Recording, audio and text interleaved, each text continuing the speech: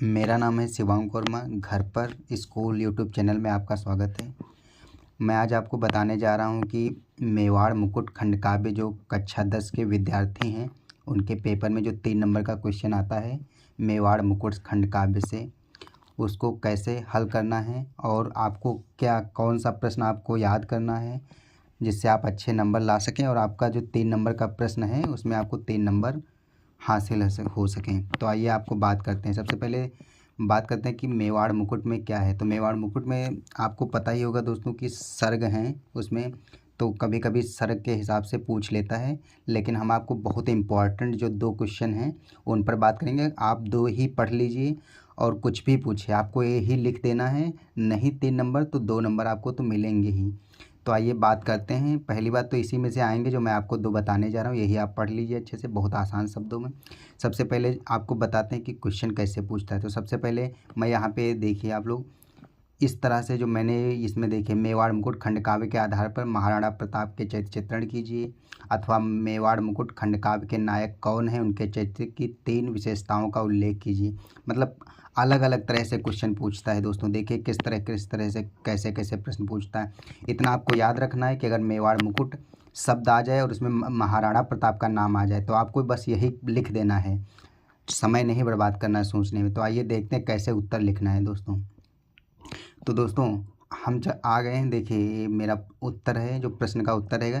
तो इसमें दोस्तों सबसे पहले इसमें कुछ हेडिंग्स लिखी हुई हैं और उनके आगे कुछ लाइनें लिखी हुई। तो दोस्तों इससे ज़्यादा आपको लिखना ही नहीं है, क्योंकि 3 नंबर में 1 पेज से ज़्यादा आपको नहीं लिखना है। हाँ 1.5 पेज कर दीजिए, 1.5 पेज बहुत हो जाएगा, 1.5 से 2 पेज भी बहुत हो जाएगा।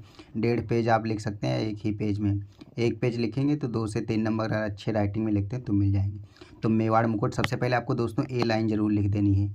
मेवाड़ मुकुट के कविता में महाराणा प्रताप का चित्रण उनके अद्वितीय और महान व्यक्तित्व के रूप में किया गया है।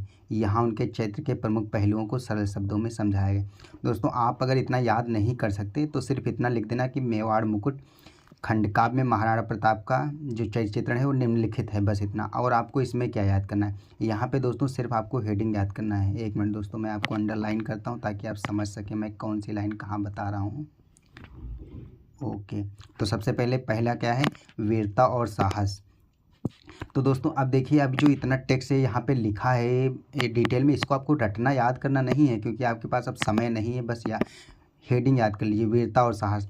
अब आपको कैसे बढ़ा के लिखना है, देखिए इस जो हमने यहाँ पे लिखा है, यहाँ पे इसमें देखिए कई जगह यही वीरता और साहस शब्द ही आएंगे। देखिए साहसी शब्द आ गया, यहाँ पे देखिए वीरता शब्द आएगा, तो मतलब आप इन्हीं शब्दों से लिख सकते हैं। तो आपको क्या लिख देना है, हेडिंग बनाने के बाद आपको लिख देना महाराणा प्रताप बहुत वीर थे और उनके अंदर युद्ध करने के प्रति बहुत ज़्यादा साहस था। बस आपको बस ऐसा ही लिखना है दोस्तों। ये नहीं कि ये सब शब्द आपको रटना है, ये कुछ नहीं रटना है, बस ऐसा ही। दूसरा है कि आत्मसम्मान और स्वाभिमान।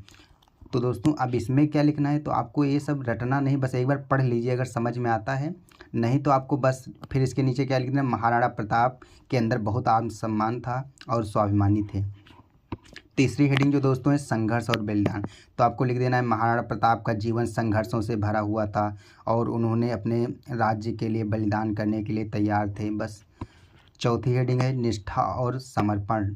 5वीं है धैर्य और परिश्रम, तो महाराणा प्रताप के अंदर बहुत धैर्य था, बहुत परिश्रम था, मतलब परिश्रमी व्यक्ति थे। और आपको लास्ट में लिख देना है कि यह कविता में महाराणा प्रताप की ये विशेषताएं निम्नलिखित हैं जो हमने ऊपर दर्शाई हैं, या ना लिखी हैं ये भी कोई बात नहीं। तो आपको ये 5 हेडिंग आपको स्क्रीनशॉट ले लेना है इनका 5 का, और आपको बस ये हेडिंग याद करना है और आगे आपको बता दिया कैसे लिखना है। और जो दूसरा सबसे इम्पॉर्टेंट क्वेश्चन इसमें से बन सकता है, आइए उस पर बात करते हैं।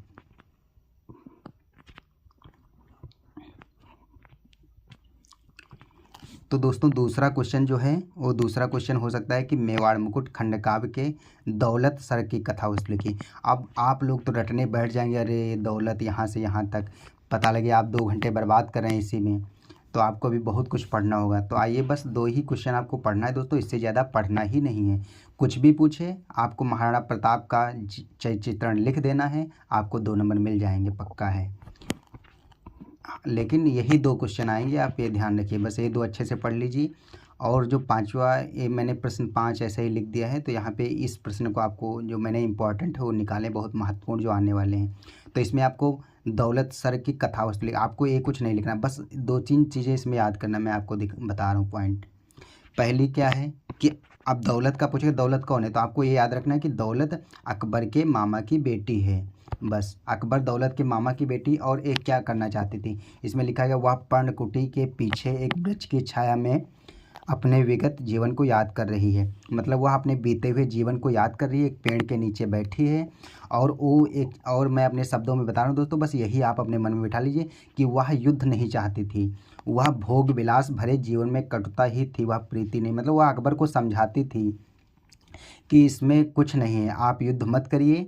और इसलिए वह परेशान थी, तो पेड़ के नीचे बैठी थी, और वो कहती थी कि अकबर यह क्यों नहीं समझते कि ईश्वर ने सबको समान बनाया है, मतलब हम सबको ईश्वर ने समान बनाया है, हम लोगों को युद्ध नहीं करना चाहिए। बस इसी में वह मतलब उदास रहती थी। बस आपको इतना अपने शब्दों में मैंने समझा दिया, बस ये 3-4 लाइनें आपके लिए काफ़ी हैं, बस इसी में आपको बना के लिखना है। तो धन्यवाद दोस्तों, और वीडियो चाहते हैं तो मेरे चैनल को सब्सक्राइब कर लीजिए, वीडियो को लाइक कीजिए। धन्यवाद।